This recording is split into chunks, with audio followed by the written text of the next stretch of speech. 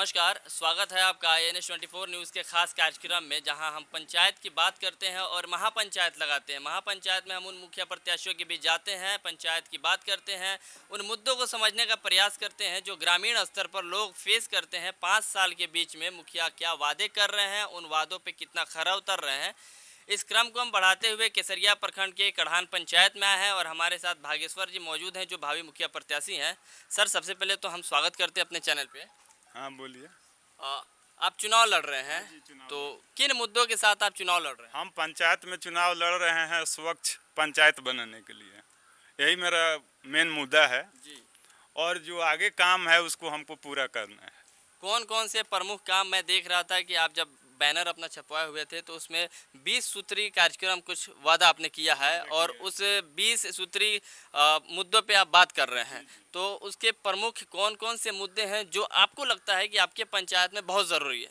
भय मुक्त पंचायत बनाना है हमको। इस पे हम मैंने विशेष जोर लगाए हैं और साफ सुथरा काम करना है। जो वादा किए हैं कर रहे हैं, जो मेरे बैनर में है जी। टोटल हमको पूरा करना है। एक भय मुक्त पंचायत के लिए किसी भी नागरिक का जो अपना अधिकार होता है, किस तरह से आप उसको हम पूरा हक दिलाएंगे। यही तो हमारा मुद्दा है। देखिए, इनके सुपुत्र भी हमारे साथ मौजूद हैं, चूँकि जो भावी प्रत्याशी हैं वो कई दिनों से व्रत कर रहे थे, जिसकी वजह से शक्ति नहीं है शारीरिक रूप से ये। तो हम इनके पुत्र से बातचीत करेंगे। आप लोग चुनाव लड़ रहे हैं, तो बुनियादी 5-6 मुद्दे मुझे गिनाइए आप, जो आपको लगता है कि आपके पंचायत में सबसे ज़रूरत वाली है। नंबर 1 तो मुद्दा है कि एक शौचालय का मुद्दा है, जी। जो सार्वजनिक शौचालय का मुद्दा है, क्योंकि ये जो हम लोग का पंचायत है ऑलमोस्ट जो 50% एरिया है वो बाढ़ से में आता है। तभी तक हमारे यहाँ पंचायत में मतलब एक भी जगह पे सामूहिक शौचालय नहीं है, तो यहाँ पे लेडीज लोगों को बहुत प्रॉब्लम होता है। आप शौचालय का मुद्दा उठा रहे हैं। सामूहिक के अलावा एक बिहार सरकार की योजना है, महत्वपूर्ण योजना है कि हर घर में शौचालय होना चाहिए, जिसके लिए सहायता राशि भी दी जाती है सरकार के द्वारा।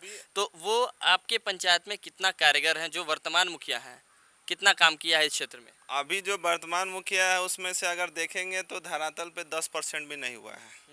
मेन क्या हुआ है, लोगों जो सरकार के जो योजना है 12,000 रुपये मिल रहा है उसमें से, तो लोगों को 12,000 के बदले उनसे 4,000 रुपये पहले घूस मांगा जाता है। अच्छा, भ्रष्टाचार व्यापक रूप से है व्यापक रूप पे ऐसा कोई भी ऐसा मतलब योजना नहीं है जिसके पीछे पैसे नहीं लिया जाए।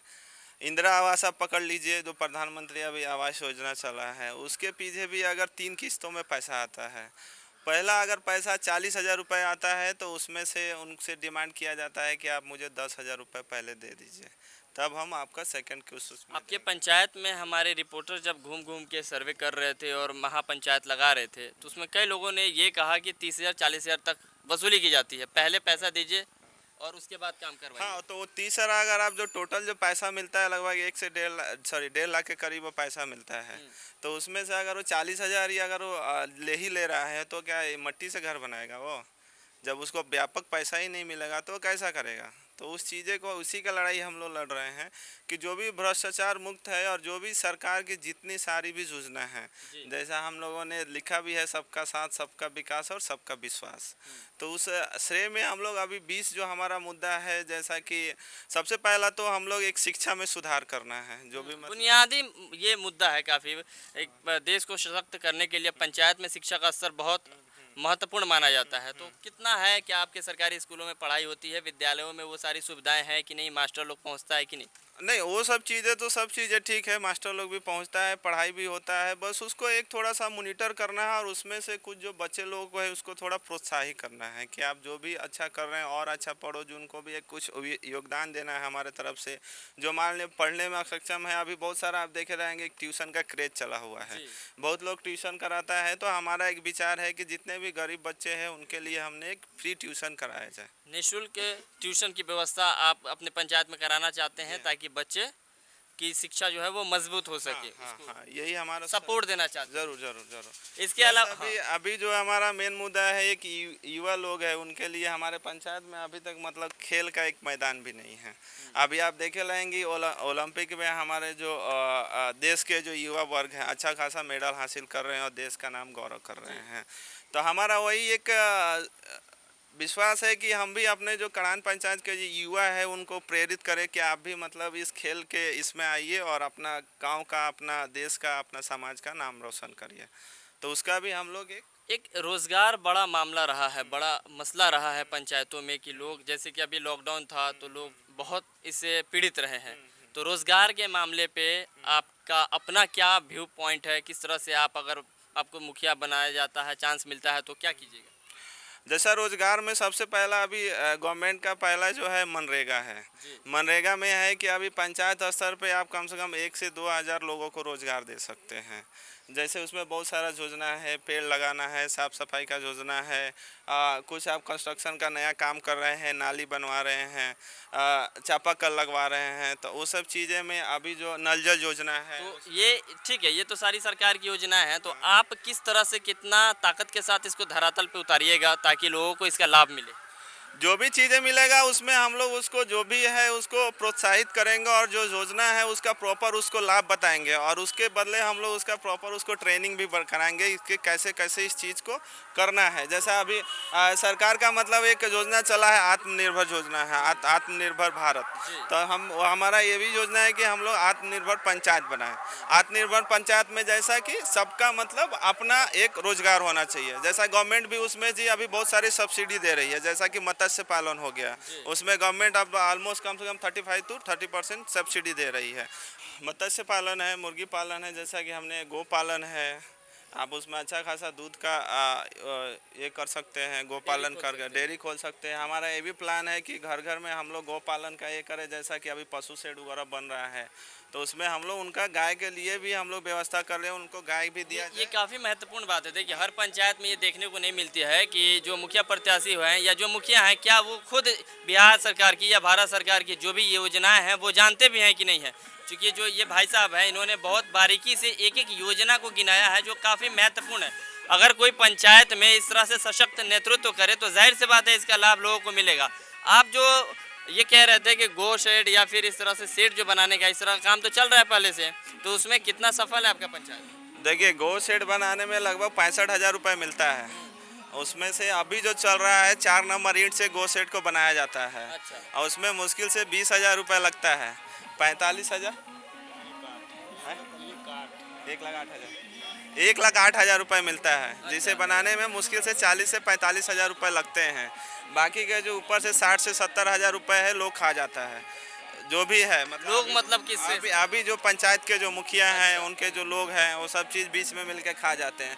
तो हमारा क्या है कि मान लीजिए एक्चुअल में जो जितना ही पैसा लग रहा है, अगर वो पैसा जो भी बच रहा है और जिसके यहाँ बन रहा है उसको पैसा दे के उससे गाय खरीदा जाए और उसको गाय को खरीद दिया जाए ताकि वो दूध का उत्पादन करते हैं। और इन फ्यूचर हमारा प्लान है कि उनको हमको कहीं भी नहीं जाने देना है। हम इसी पंचायत में एक डेयरी बनाएंगे जो कि अपना दूध ला के वो यहीं पे डिपॉजिट करेंगे, उनको कहीं भी दूर नहीं जाना है, वो यहाँ पे आके देंगे, उनको सही रेट, सही भाव सब। ये एक तरह से किसानों को सशक्त करने की विधि है जो काफ़ी कारगर लगती है, मुझे लगती है। पता नहीं आपकी जनता के लोग आप पे भरोसा करेंगे कि नहीं, आपके पंचायत के लोग।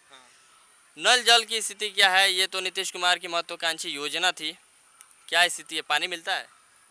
नल जल में तो नल जल में तो ऐसा हुआ है कि एक हमारा वार्ड है 5 नंबर, जिसमें बना भी नहीं है और लगभग 10,70,000 रुपये उठ गया है।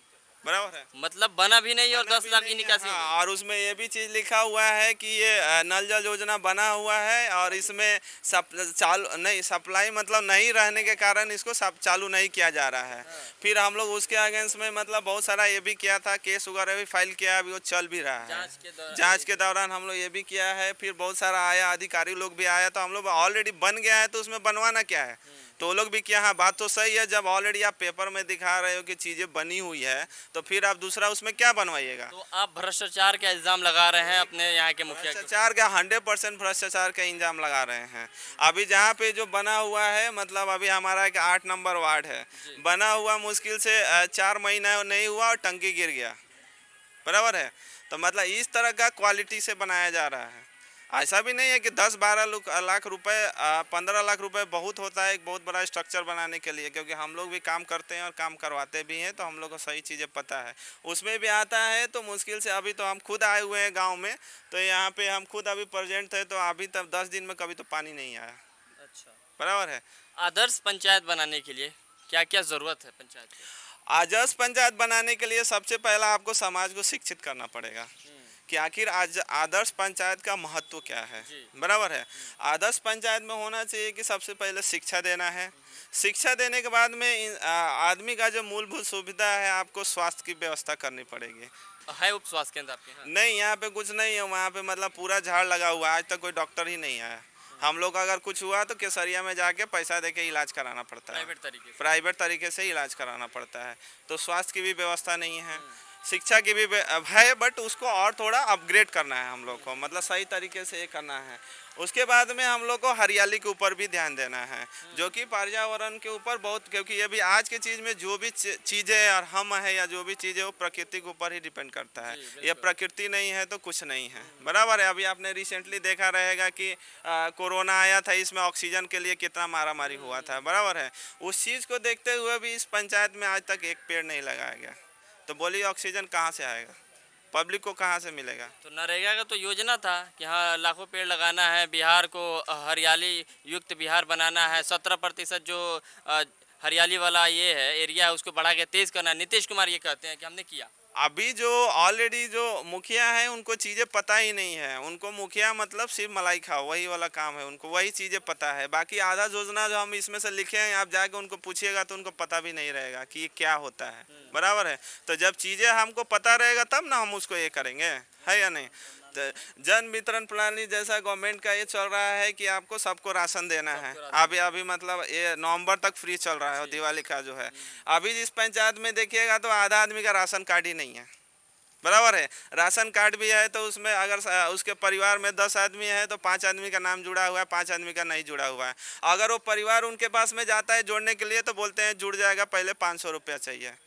पैसा भी मांगा जाता है, मतलब जो भी उनके चंटर पंटर छोड़ा हुआ है। बराबर है। तो यहाँ ऐसा है कि बिना घूस का कुछ नहीं होता है, तो उसके भी हम लोग को ये करना है। आरटीपीसी मतलब इस पंचायत का दुर्भाग्य है कि यहाँ भी एक आधार कार्ड सुधार नहीं होता है। अगर आपको कुछ करना है तो हम लोग को केसरिया हुसैनी जाता है। तो जो जिलाधिकारी है उन्होंने कह दिया है कि हाँ पंचायत वाइज ये सारा काम होने वाला है। तो लोगों को पता होएगा ना तब ना, जब जो हमारा जो मेन जो लीडर है जिसको बनाया गया उसको चीज़ें पता ही नहीं है तो क्या करेगा? हमको जब पता है ना तब ना हम करेंगे। 3 साल पहले उद्घाटन हुआ, बाद में ताला लग गया, चला ही नहीं। चारों रूप से उसका नेतृत्व नहीं हुआ जिसकी वजह से इस तरह से हाँ, इस तरह से बहुत सारी प्रॉब्लम आनी चाहिए।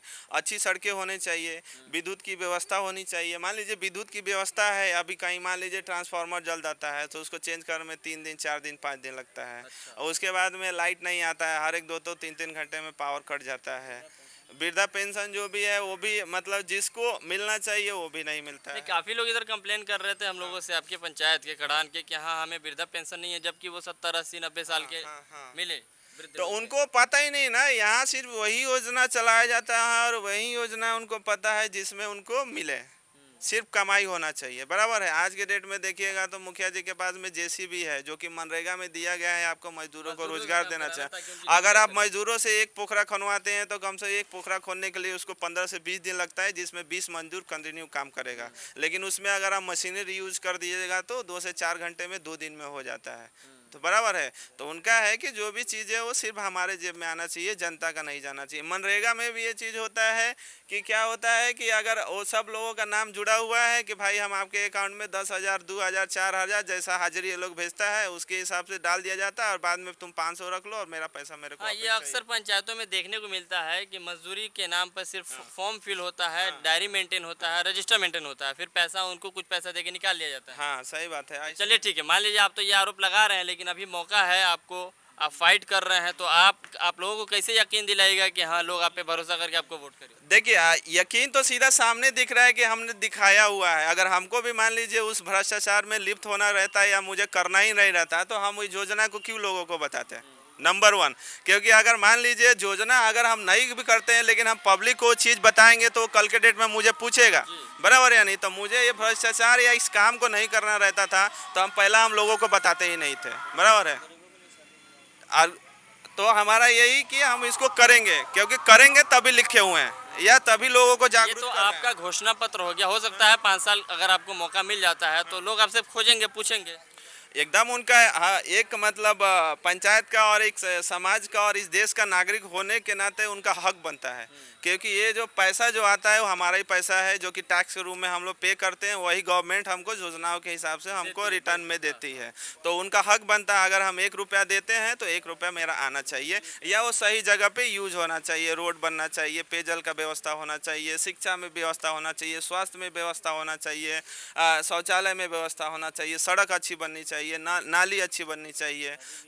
तो उनका मतलब हक है और उनको पूछना चाहिए। तो हम उनको जब जागरूक करेंगे, जब प्रेरित करेंगे, तभी ना वो पूछेंगे। तो हम बताएंगे ही नहीं तो कैसे ये करेंगे। ये जो काफ़ी महत्वपूर्ण है कि जो बंदा, जो इंसान, जो प्रत्याशी ये जान रहा है कि हाँ क्या फंडामेंटल राइट्स हैं एक पंचायत को जागरूक या आदर्श बनाने के लिए, तभी वो आदमी जाकर पंचायत का स्वर्णिम विकास कर सकता है, क्योंकि ये बहुत ज़रूरी है। देखिए, समझने की बात यह है कि कौन प्रत्याशी आपके लिए क्या कर रहा है, क्या नहीं कर रहा है, ये तो सब बाद में जब जीतने के बाद पता लगता है। होता है यूँ है कि लोग दावे बहुत करते हैं, लेकिन कितना उन दावों पे अमल करते हैं ये आने वाला वक्त बताता है। लेकिन फिर भी एक समझदार और जिम्मेदार नागरिक वही है जो इन सारी चीज़ों को ढूंढे, और प्रत्याशी अगर समझदार और जागरूक रहेगा तो जाहिर सी बात है जो भी केंद्र सरकार या बिहार सरकार की योजनाएं हैं उनको ग्रामीणों तक पहुंचाएगा। गरीबों के लिए, गरीबों के उत्थान के लिए, मान लीजिए कि बीपीएल परिवार वाले बहुत सारे हों आपके पंचायत में, तो उनके उत्थान के लिए शादी ब्याह हो गया, उनके मरनी हरनी में हो गया, तो किस तरह से आप सहायता कीजिएगा? अभी जो भी मरनी हरनी होता है तो जो जिस हिसाब से सक्षम है हम लोग उस हिसाब से उनको मदद करते नहीं, हैं। आप आर्थिक, आपके अपने जेब से मैं नहीं बात कर रहा हूँ, मैं बात कर रहा हूँ सरकारी योजनाओं के द्वारा कैसे लाभ दिलाएगा। बेटी की शादी हो गई या फिर बहुत तरह की सरकारी योजना है।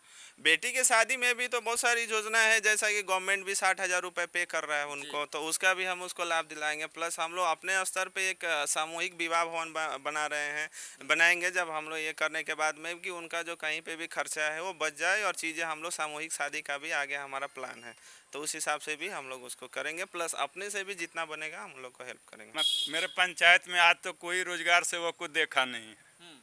पंचायत में ग्राम सेवक को कोई नहीं देखा है। ये कौन ग्राम सेवक है, कौन रोजगार सेवक? आम सभा नहीं लगता है? आम सभा तो कभी हुआ नहीं। पहले मुखिया जी जीते तो 2-3 बार आम सभा हुआ, उसके बाद कुछ नहीं हुआ। वो वही ना 2-3 बार हुआ 5 साल के तो अंदर। आप तो आप भावी प्रत्याशी हैं, तो ठीक है, तो आप कीजिएगा इसको। अरे इसको हम सप्ताह में वार्ड में सभा करेंगे, उसके बाद महीना में पूरे पंचायत में करेंगे। जी जी, वार्ड लेवल पर मेरा ये सब प्रोग्राम चलेगा। पूरा 5 साल चलेगा या? जी जी, पूरा 5 साल। हाँ, जनता देखेगी कि हम क्या कर रहे हैं। भ्रष्टाचार मुक्त पंचायत बनाना है हमको। ये कड़ान पंचायत के प्रत्याशी हैं, भावी प्रत्याशी हैं। चंद दिनों में यहाँ चुनाव होना है। ये अपने वादे जनता के बीच रख रहे हैं, किस तरीके से ये खाका तैयार किए हुए हैं कि अगले 5 साल में गांव का विकास कैसे होगा। आप लोगों ने इस प्रोग्राम को देखा, समझा। अगर आप लोग को लगता है कि ऐसे लोगों को आना चाहिए तो आप लोग बेशक मौका दीजिए। सर एक बार आप पूछ सकते हैं इन लोगों से। नहीं, ठीक है। तो हम सर्वे कर रहे हैं गांव में, आपके अलग अलग लोगों से बातचीत कर रहे हैं कि कौन क्या किया है, कितना बेहतरीन है। तो उसके जरिए आप लोग भी इस प्रोग्राम को देखिए और अपने कमेंट्स यहाँ डाल के और हमें बताइए कि और प्रत्याशियों से हम कैसे रूबरू हों, उनसे क्या सवाल हो, आपके यहाँ के क्या अहम सवाल हैं। बहुत बहुत शुक्रिया आप सबका।